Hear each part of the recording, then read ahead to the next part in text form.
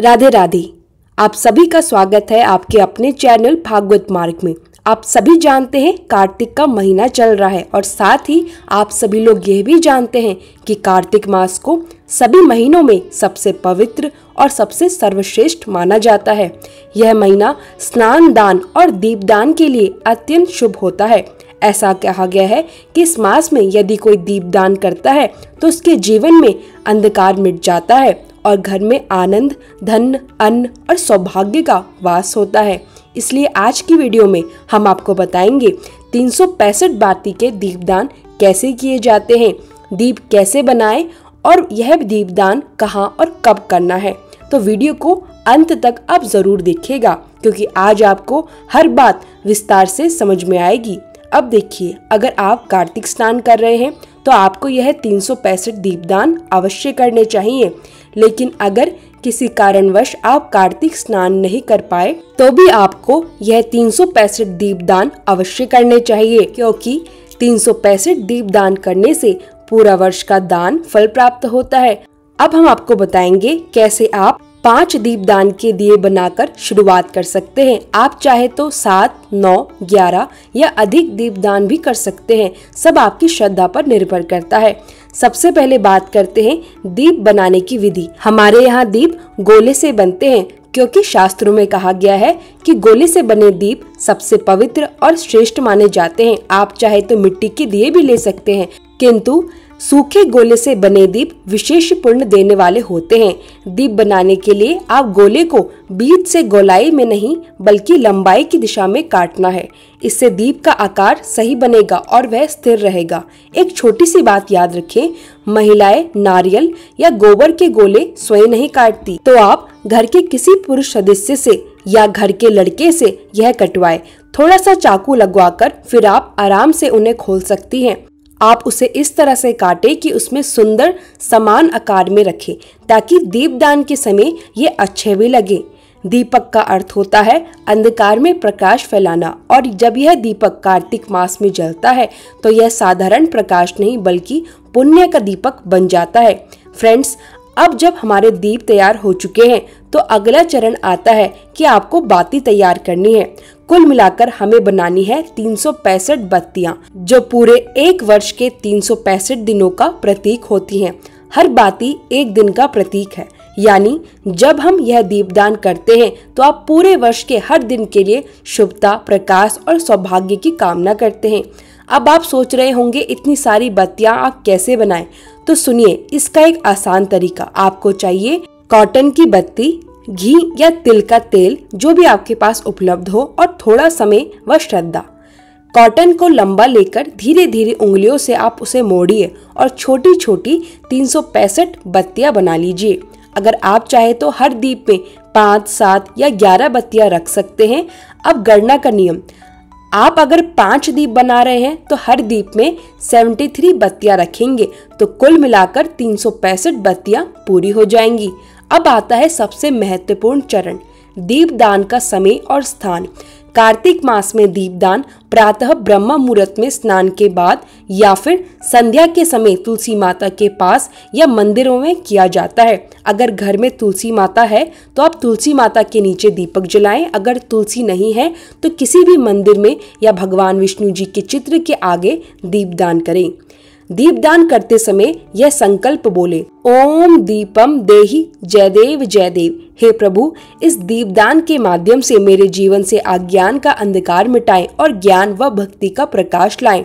अब दीपक को पूर्व दिशा की ओर मुख करके जलाएं। सभी दीप जल जाने के बाद थोड़ी देर भक्ति भाव में ओम नमो नारायण मंत्र का जाप करें। यह मंत्र जब दीपदान का प्रभाव बढ़ाता है। यदि आप चाहें तो हरे कृष्ण हरे नाम सम कीर्तन भी कर सकते हैं। दीपदान के बाद भगवान को तुलसी पत्र, पुष्प और मिठाई का भोग लगाएं। भोग के बाद दीपों को वही रहने दें और अगले दिन सुबह उन्हें साफ करें। इस प्रकार 365 बत्तियों का दीपदान पूर्ण होता है। इससे आपके जीवन में साल भर सुख, शांति, समृद्धि और सौभाग्य बने रहेगा। फ्रेंड्स, अब जब हमने 365 बत्तियों के दीप तैयार कर लिए हैं तो अगला महत्वपूर्ण विषय है तुलसी माता की महिमा।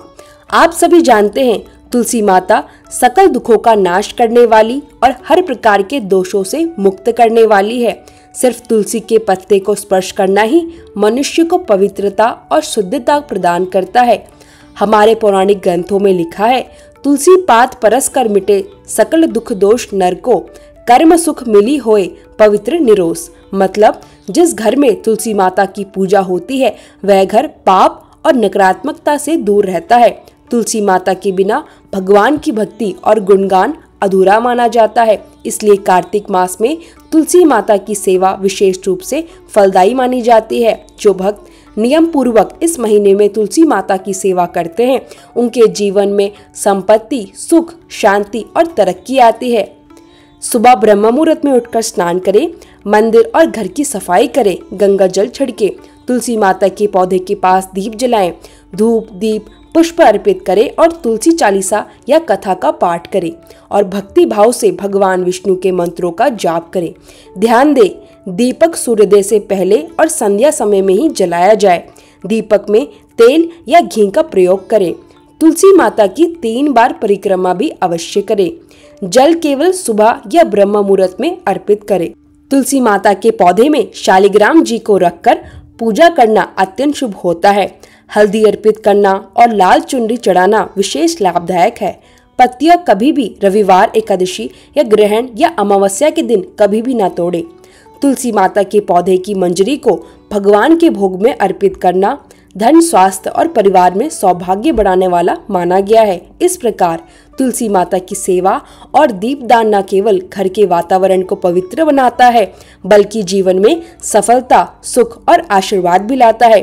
फ्रेंड्स, अब हम जानेंगे 365 बत्तियों वाले दीपदान को कैसे और कहां जलाना चाहिए। जैसे कि हमने पहले 5 दिए बनाए थे, अब हम उन्हें अलग अलग पवित्र स्थानों पर लगाएंगे। पहला दिया जाएगा तुलसी माता के सामने। देव उठनी एकादशी के दिन तुलसी माता के पौधे के पास दीप जलाना विशेष पुण्यदायक है। दूसरा दिया जाएगा गाय के सामने। गाय के पास या गौशाला में दीप जलाएं। इसे आप एकादशी या किसी अन्य शुभ दिन कर सकते हैं। तीसरा दिया शिव मंदिर या हनुमान मंदिर। घर में अगर शिव जी का मंदिर है तो दीप वहीं जलाएं। पूर्णिमा के दिन विशेष लाभ होता है। चौथा दिया पीपल के पेड़ के नीचे। रोजाना हम पीपल के नीचे दीप नहीं जला सकते, इसलिए पूर्णिमा के दिन यह दीप अवश्य जलाएं। 5वां दिया गंगा तट पर। गंगा जल में मिश्रित करके दीप जलाना अत्यंत पुण्यदायक है।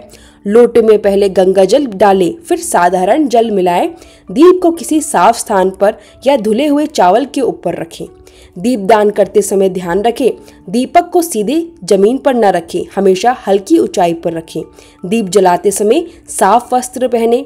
हर दिया धीरे धीरे और ध्यान पूर्वक जलाएं। इस 365 बत्तियों के दीपदान से पूरे साल का दान्य पुण्य एकत्रित होता है। अगर किसी दिन दीप जलाना छूट भी जाए तो उसकी कमी अगले दिन पूरी हो जाती है। यह दीपदान घर और परिवार में सुख, शांति और समृद्धि को लाता है। फ्रेंड्स, अब हम जानेंगे 365 बत्तियों वाले दीपदान का आध्यात्मिक महत्व और शुभ फल क्या है। दीपदान का आध्यात्मिक महत्व है, दीप का प्रकाश अंधकार को दूर करता है और हमारे घर को पवित्र और शुभ ऊर्जा से भर देता है। यह भगवान की कृपा प्राप्त करने का सबसे सरल और प्रभावशाली उपाय है। दीपदान से पापों का नाश होता है और सकारात्मक ऊर्जा बढ़ती है। संपूर्ण वर्ष का पुण्य फल 365 दीपदान करने से पूरे साल का दान पुण्य संचित हो जाता है। दूसरा, सफलता और समृद्धि। घर और परिवार में सुख, शांति, स्वास्थ्य और धन की वृद्धि होती है। कष्टों का नाश। जीवन के संकट और दुख धीरे धीरे कम होते हैं। परिवार में सौहार्द और प्रेम बढ़ता है। भगवान की विशेष कृपा। तुलसी माता, गाय और गंगा तट पर दीपदान करने से भगवान श्री कृष्ण और अन्य देवी देवता विशेष रूप से प्रसन्न होते हैं। विशेष बातें ध्यान रखें, दीपदान करते समय साफ वस्त्र पहने, दीपक को ध्यान पूर्वक जलाएं और हर जगह सत्कार पूर्वक और श्रद्धा से दीपदान करें। दीप जलाते समय मन को शुद्ध और भावपूर्ण रखें। दोस्तों, कार्तिक मास में 365 बातियों वाला दीपदान करना सिर्फ परंपरा नहीं बल्कि धार्मिक और आध्यात्मिक पुण्य का अद्भुत साधन है। यदि इसे पूरे मन से किया जाए तो घर, परिवार और जीवन में खुशहाली और समृद्धि स्वयं ही आती है। इस प्रकार आप सभी को कार्तिक मास में दीपदान करने का संपूर्ण मार्गदर्शन इस वीडियो में मिल गया है। दीप बनाना, बातें तैयार करना और उन्हें कहाँ कैसे लगाना है, सब कुछ अब आप आसानी से कर सकते हैं। अगर आपको ये वीडियो पसंद आई तो प्लीज़ वीडियो को लाइक, कमेंट और शेयर करना मत भूलिएगा। राधे राधे।